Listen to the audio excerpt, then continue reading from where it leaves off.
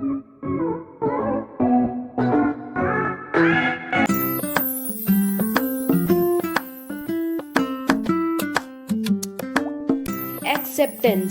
Acceptance is a willful and courageous action.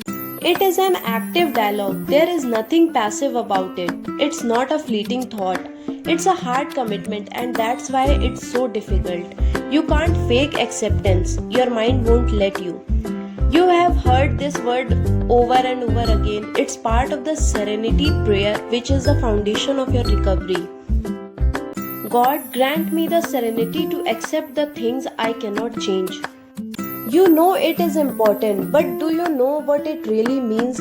Let's take a deeper look into acceptance. If you have a clearer vision of the meaning, it might help you on your journey to achieving it. The first part of acceptance. To achieve acceptance, you first must acknowledge what exists. How can you accept that there is a problem if you don't even know there is a problem? Or are unwilling to see the problem? This is called denial and is a natural obstacle that stands in the way of acceptance. It's the first hurdle and oftentimes the biggest you must jump on your road to recovery. The wonderful thing is, once people jump that hurdle and open their eyes and speak the words of what is, they have gained enormous strength.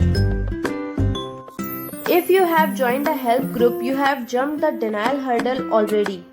Otherwise, you wouldn't have even joined.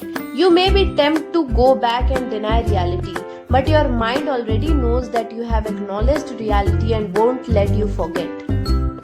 This is the great thing about our subconscious mind. It always sends us messages, important information. The more we listen, the wiser we become.